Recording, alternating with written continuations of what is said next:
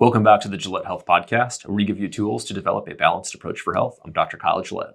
And I'm James O'Hara, nurse practitioner. Today is a refilming of our androgen sensitivity podcast. We'll include an outtake from the original there because I don't think we could replicate the reactions. And for those that stay tuned until the end, you will get to enjoy that. But we've got a little bit of a graphic here to get us started. So we've got your old school endocrinologist that just says, hey, we want to test and see if you have androgen insensitivity. So just take this Winstrol for a few days. We'll see what happens. That sounds awfully nice. What could be better than that? Well, maybe a more well-informed modern clinician who says, how about we get a genetic test to see how sensitive you are to androgens? But CAG repeats. But you don't get any stanozolol with that? No stanozolol required or included. Fortunately or unfortunately, depending on your take. Yeah.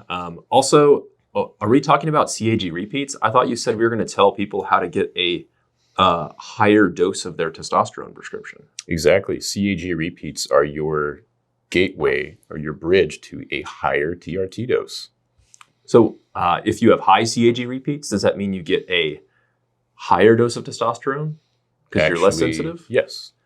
But what happens if you have lower CAG repeats? Do you decrease that person's dose? Well, there's actually a perfect formula for this.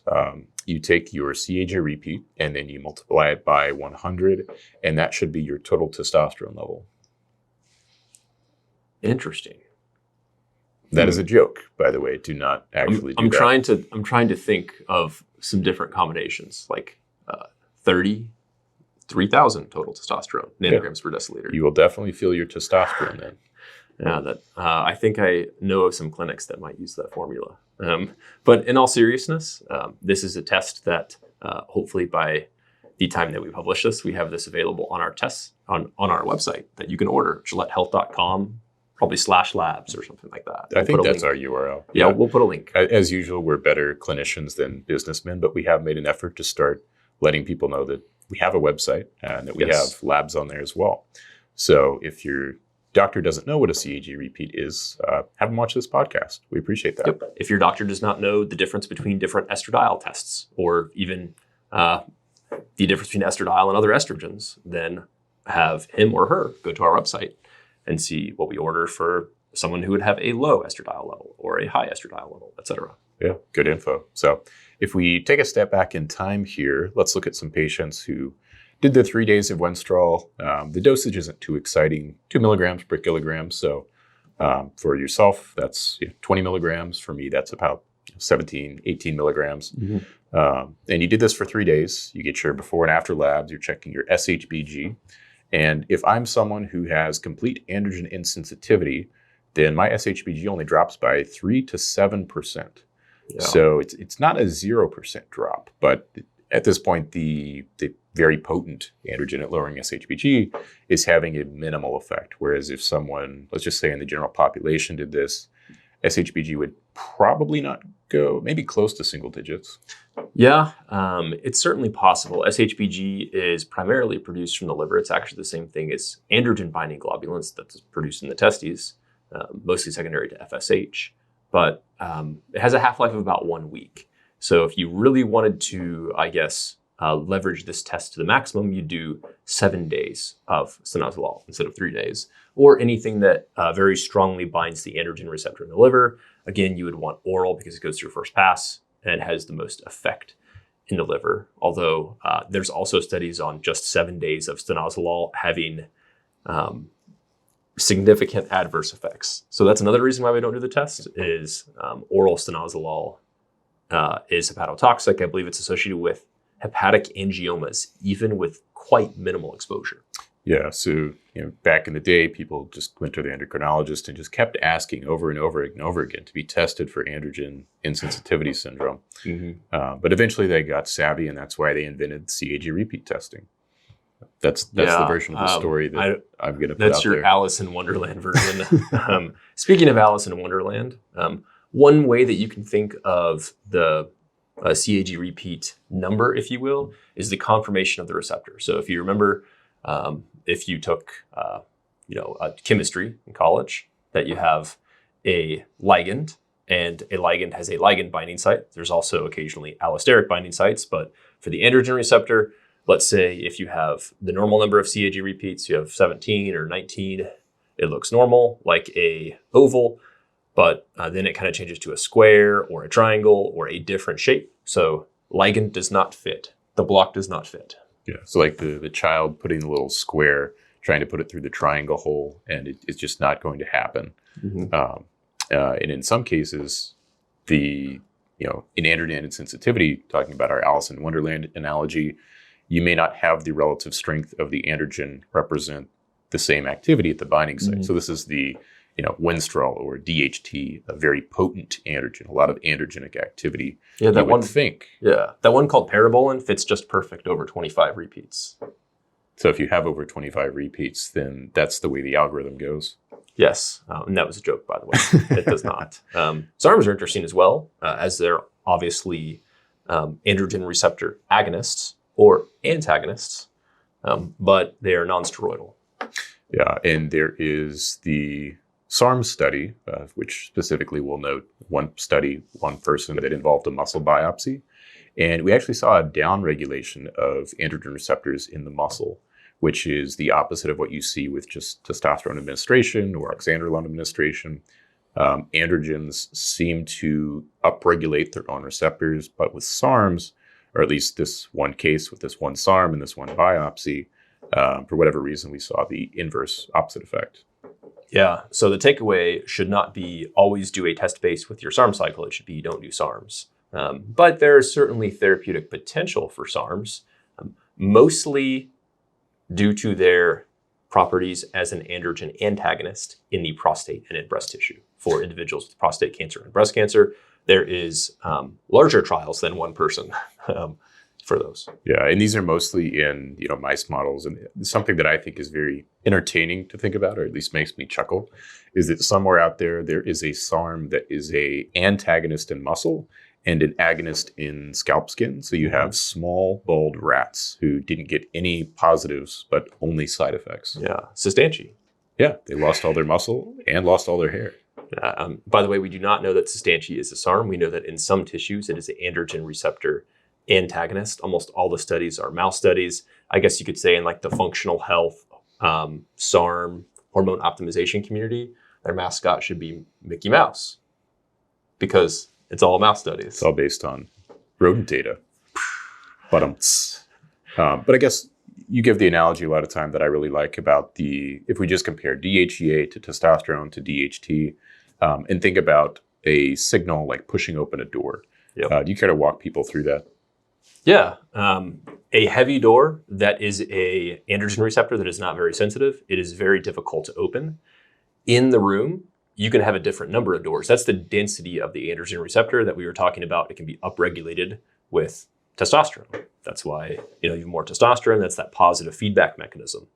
And that is one of the main reasons why in young children, a 2-month-old, a relatively high amount of androgen can help, you have increased secondary sexual characteristics, even very early on in newborns, because they have that spike in androgens that helps increase the density of the androgen receptor. I don't need to rabbit trail too much on that, but to continue with the analogy, you have the heavy door, that's high CAG repeat, then you have a medium door, medium CAG repeat, and then you have a very light door, a tiny hollow core wood door.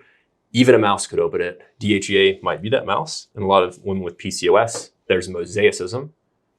In humans with 2 X chromosomes, there are 2 androgen receptors and 2 CAG repeats. And in PCOS, especially in the ovary and in the skin and in scalp skin as well, the more sensitive androgen receptor is almost always the one that is active. In those corresponding tissues. So you have the same CAG repeat, the same androgen activity in the ovary, same androgen activity that you have in your scalp skin. So it's sort of, a very unfortunate setup, but that's the way that it tends to kind of shake out. Yeah. So to continue with that analogy, you have DHT, that is a strong androgen. That's like World's Strongest Man, Thor, or Brian Shaw, someone like that. They're strong enough to punch open that door. That's why you see some individuals that are on 5-alpha reductase inhibitors, they have less of the World's Strongest Man. They just have normal guys, testosterone. DHEA, that might be a baby or a mouse that might grow up to be testosterone, but is not testosterone to start with. But it's strong enough, at least in the liver, to decrease SHBG, especially in individuals with very high SHBG.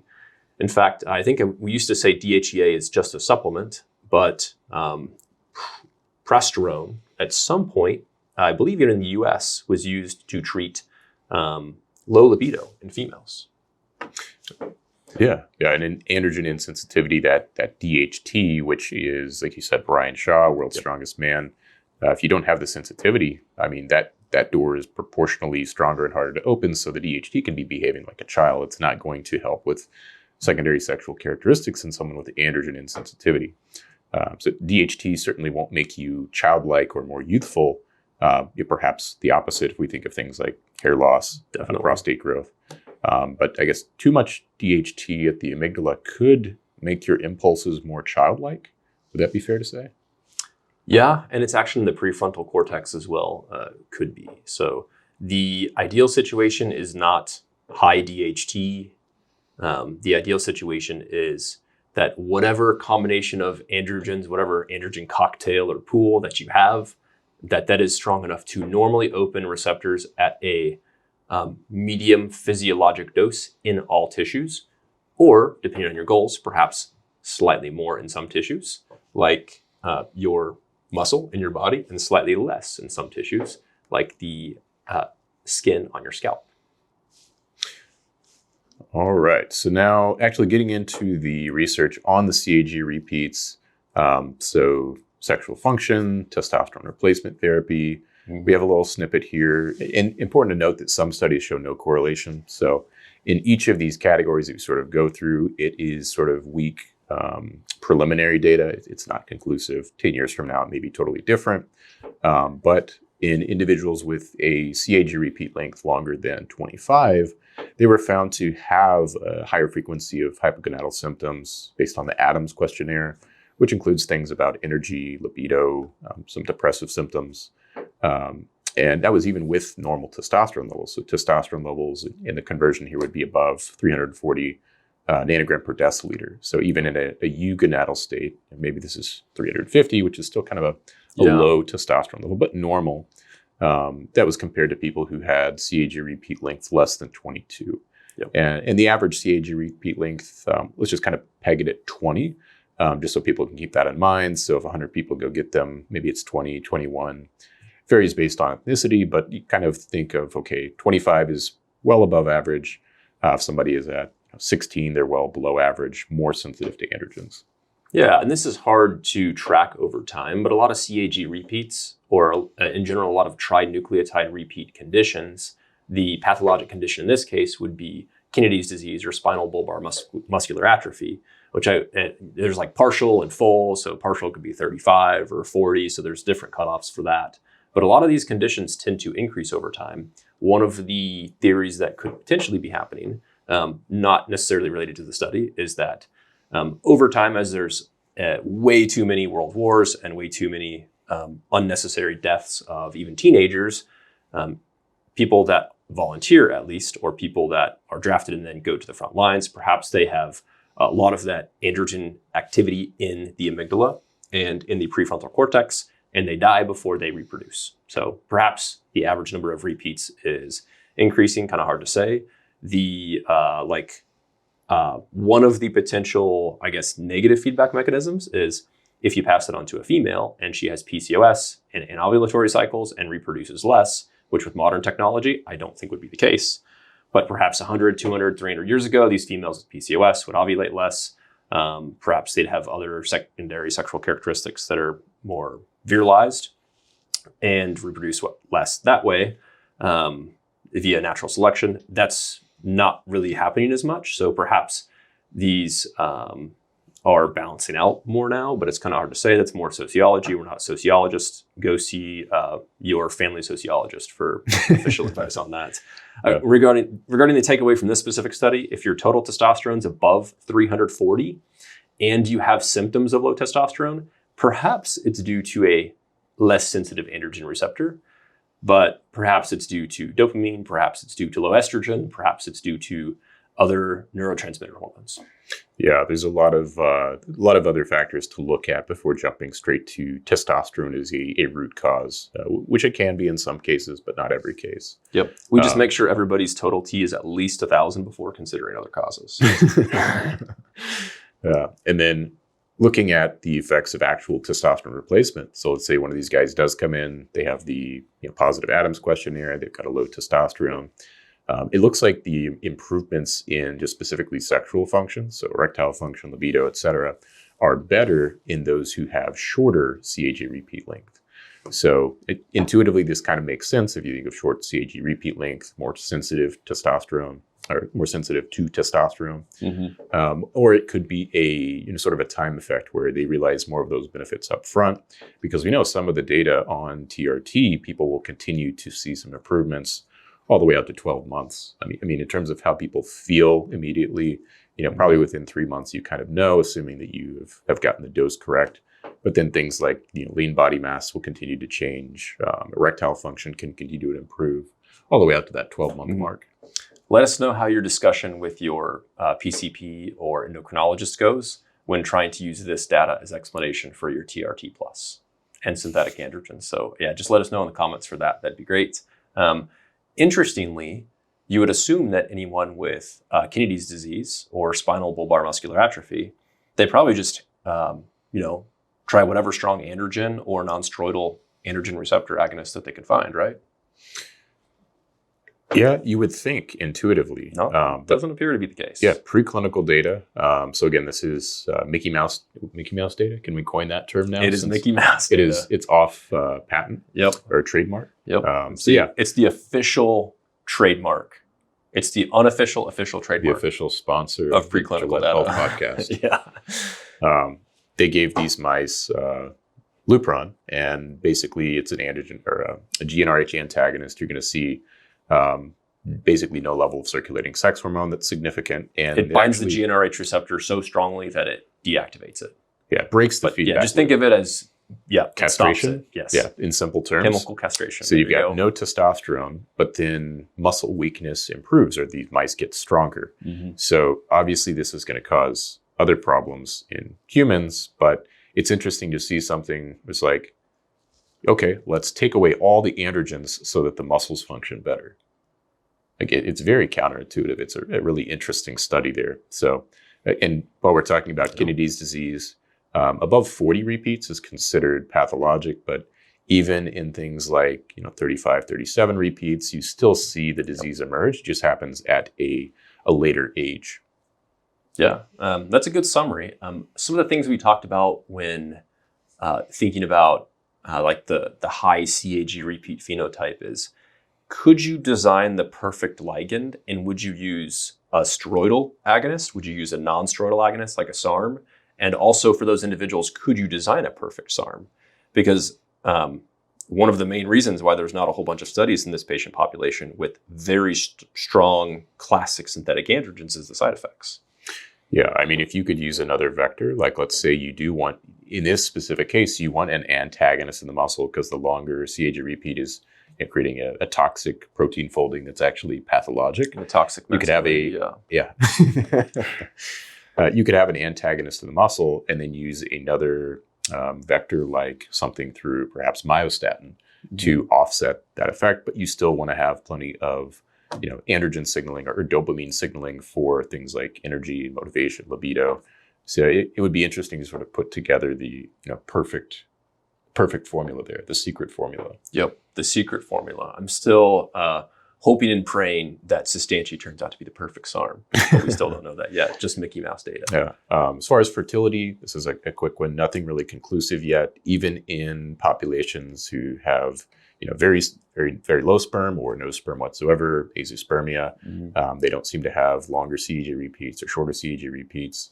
As far as prostate health, this is probably the most significant data to date, at least where most of the research has been done. We have 3 studies here that all seem to sort of point the same direction.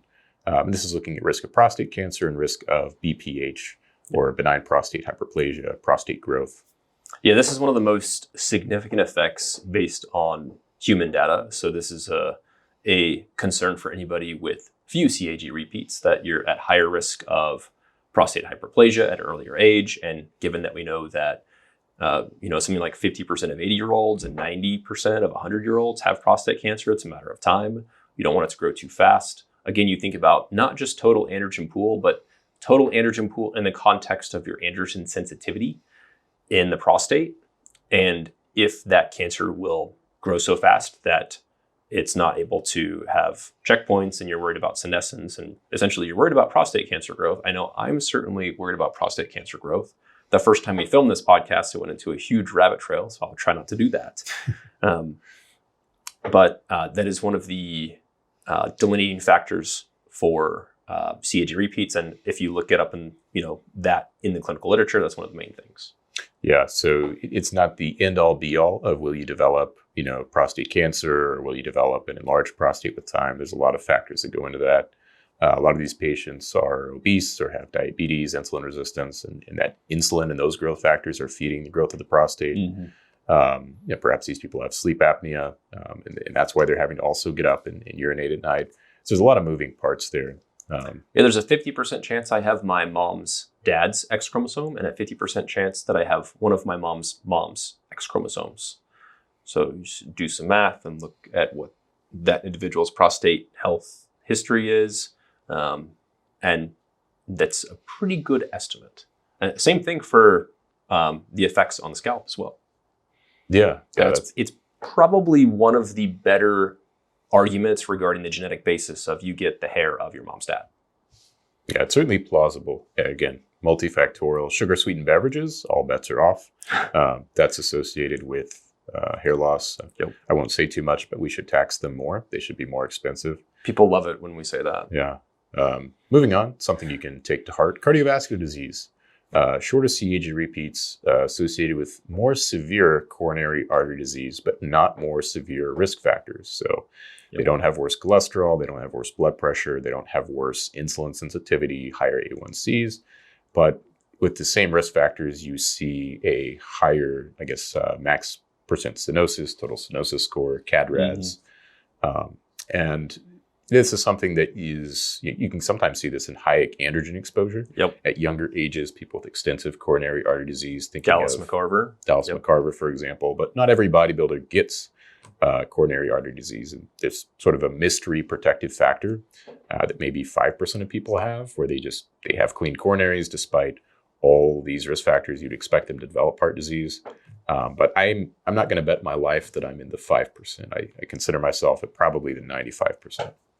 Yeah, the 5% that have piana man genes, probably not worth betting on that. But yeah, again, thinking about the mechanism of action of why that happens, if cholesterol and the other factors are the same, it's not due to an androgen's upregulation of HMG-CoA reductase. Again, all androgens are reverse statins. So if you were on an androgen, you were on a lipid medication. That's the public health. Do with that information what you will. That's the public health knowledge for today. But it will also, I think about the sympathetic input or the fight or flight input on the heart, especially if your total androgen pool plus your sensitivity to the androgen, your sleep is worse, that there's more coronary artery disease, and then your chronotropic input, your heart is beating faster, more relative ischemia. Yeah, that's a good way to look at it, because that parasympathetic balance is very important. And we know things even like chronic work stress are associated with heart disease. Certainly more sympathetic activity is going to move things in the same direction. And then with bone, again, this is something that we kind of have talked about in the past with SHBG and free testosterone versus total testosterone. But also with CAG repeats, it looks like when people have a longer CAG repeat, that they are potentially getting less androgen activity at the bone, perhaps less long bone growth in puberty, perhaps less net bone density or lower peak bone density. Yeah. I think this is something that can probably be outweighed by heavy training over a long period of time with axial loading, applying a lot of stress to the muscles and the femurs. Yep. Not in terms of growing the bones longer, but in terms of getting the density to a higher peak. But yeah, I mean, and we know that it's not just the estrogen, which we think of women, menopause, bone loss, and hormone replacement. Again, that's depending on if you're the USPSTF or if you're someone who gets the DEXs on these patients and measures them year after year, you have some very different opinions there. Yeah. But testosterone independently has some effect on bone density. Yeah. Our first shoot of this podcast, we talked quite a bit about Turner syndrome. It's very interesting because it's just one X chromosome, but females, if you will. And it's not uncommon, or previously it was not uncommon to use strong androgens, even synthetic androgens, to help grow long bones during puberty, during childhood. Not done as much anymore, but it was certainly very efficacious to do that. And again, one X chromosome, so one CAG repeat. So likely the efficacy of that was largely dependent on just which CAG repeat length an individual with Turner syndrome happened to get on their one X chromosome. Yeah, and we know that the testosterone, is testosterone by itself, minimal conversion to estradiol. So if you use a testosterone patch, even in normal testosterone individuals, so testosterone levels below 450, which a 450 testosterone level, a lot of people aren't going to look twice at. It's considered very normal. Even at that level, a testosterone patch that doesn't convert much to estradiol is going to have a positive impact on the bone mineral density. Yep. So again, reinforcing kind of what we see with androgen activity equals more dense bones. I heard that you lose all of the benefit of all hormones within a year or two after you stop all those. You actually lose all the benefit of a lot of the healthy things you do within a time period after stop doing that thing. Mm-hmm. Why use many word when few word do trick is what I kind of felt like I was saying there. Yeah.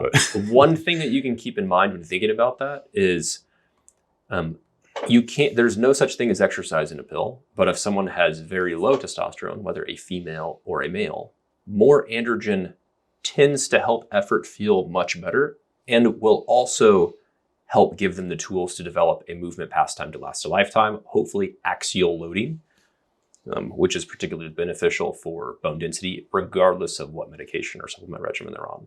So that's kind of an aside. One other thing that came up that's not in our template here, but I wonder about the effect of CAG repeats on thromboxane A2 activity.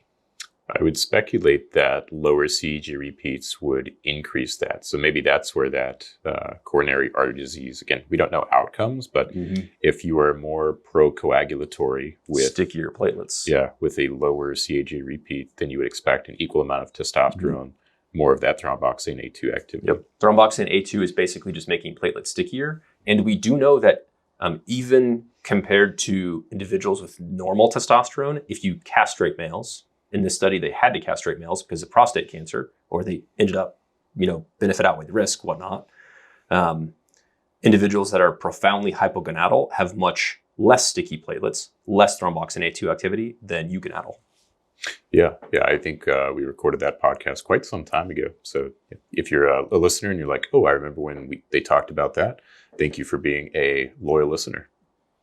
And then we talked about Kennedy's disease. If we skip down to, let's talk about some Russian athletes. That sounds exciting. What do we know about Russian athletes and CAG repeats? Yeah, we know that there's been a study done on a relatively large number of Russian athletes. I believe there was a lot of Russian collaborators and another individual that did this trial, and they looked at controls, so normal Russians.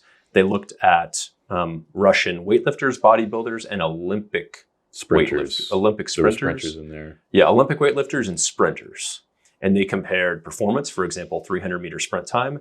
And the results were surprising. They were basically the opposite of what you would think compared to the normal population.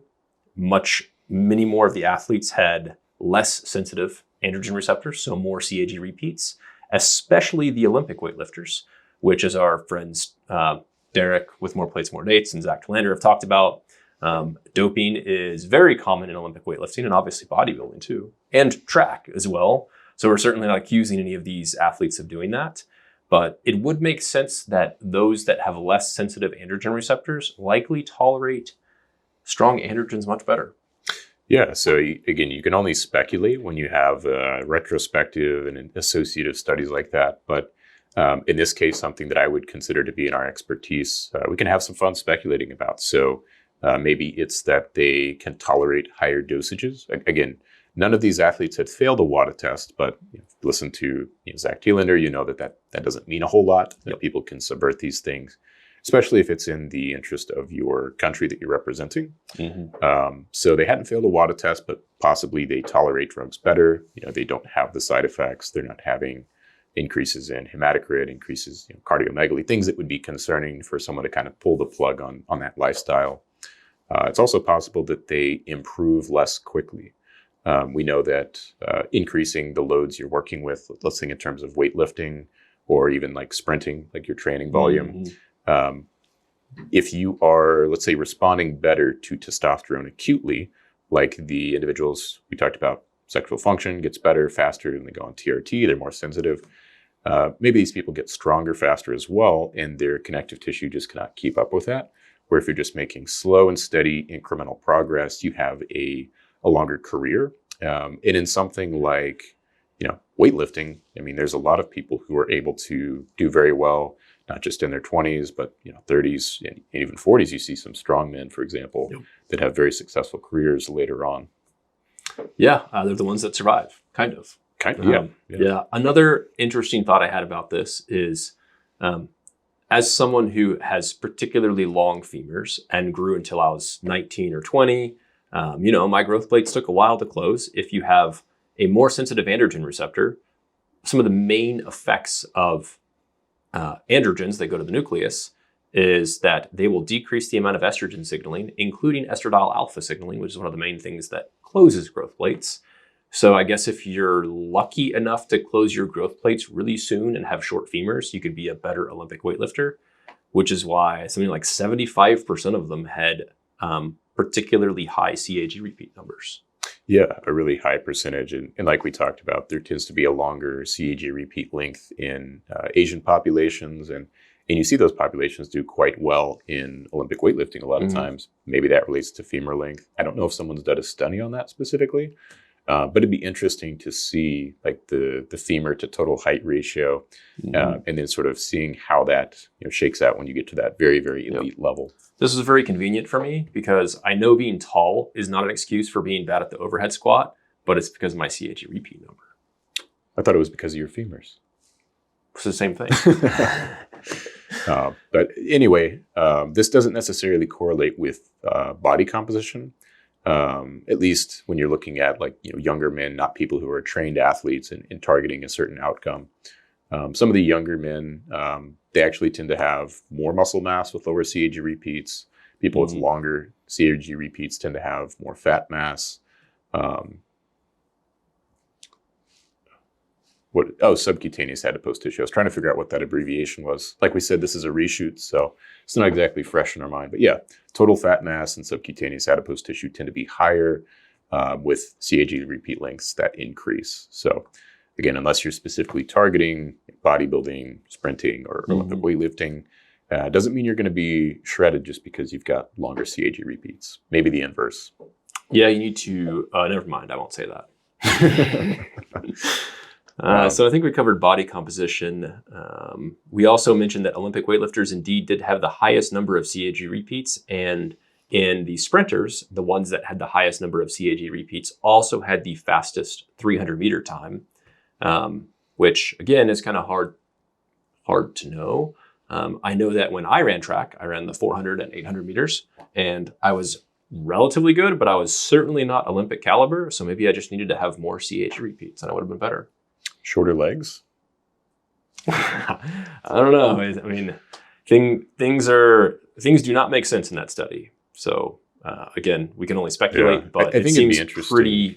pretty likely that they just tolerate PEDs better. Yeah, to get the answer there, it would be interesting to see a prospective study, somewhere like maybe China, where, again, this is me thinking, I don't know if this is the case, but where they sort of funnel people with athletic talents down a particular path, stratify them out by CAG repeat length, and then see, okay, this person had a lot of potential when they were in 8th grade, low CAG repeats, they were a gifted athlete. but maybe they got injured, right? And maybe that's why they didn't make it to the elite level.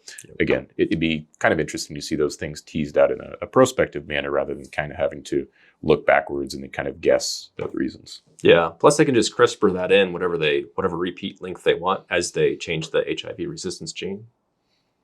CRISPR for everyone. Yeah. Google that for another fun time.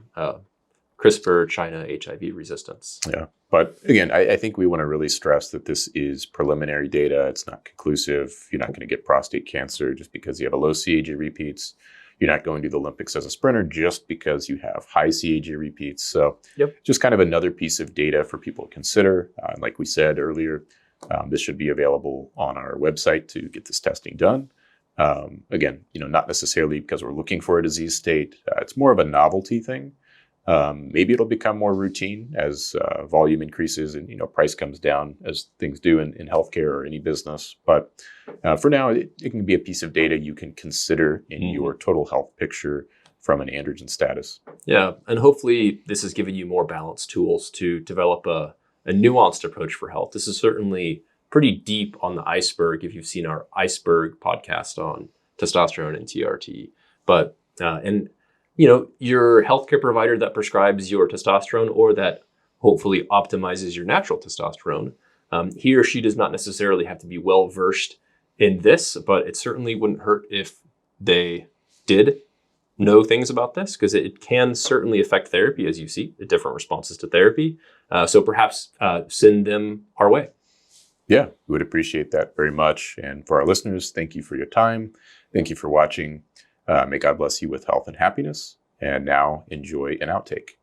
Whereas your weaker androgens, DHEA, maybe that's like an ant. Or a butterfly. You've used that analogy before. I like the butterfly. DHEA is the butterfly of androgens. It's very weak. But it converts to stronger androgens like 5-androstenedione or androstenone. So maybe DHEA is the caterpillar, and it can convert into, instead of a butterfly, it can convert into a normal person. Yeah, more or less. That would be an odd transformation. So maybe DHEA is a child. That would be a more reasonable transformation. Yeah, DHEA could be a baby. Yeah. A VO2 max is more like how long on the highway have you gone? Are you here? Are you here? A longer health span. And a better VO2 max is correlated with a shorter health span. So I would say if your VO2 max is in the elite category for your age, that means way more than an epigenetic clock that says you're 22, even though you're 52. Because you could speed up from, your epigenetic age of 22 to 82 really quickly and get in a wreck, and you're like, but I was just going the speed limit. Yeah, you just clocked me at 65. Yeah. It's like, well, you were going 90 when you got an accident. But my average speed, what was your average speed on the road trip? How can you give me a ticket? Yeah, but my average speed, I was epigenetic age of 22 for so long that I went for a full week of binging in Ibiza and then got AFib and a stroke, even though I was only 52. But my biologic age clock last week before I did that said I was 22. Yeah, pretty easy to accelerate and decelerate the biological aging clocks. Think of it as how healthy you are today at this present time when you get this. Just because you got the flu and you got your test done when you had the flu, does that mean you really aged 10 years? No. So there's still a lot of noise out there, and maybe at some point these things are clinically useful and can help us uncover things that are being missed in traditional medicine. But for right now, I don't see it that way. There's sort of a purely novelty with less evidence-based, although some correlation with actual age. And I would put even the CAG repeat testing a notch above that in terms of something that's higher value with more clinical data.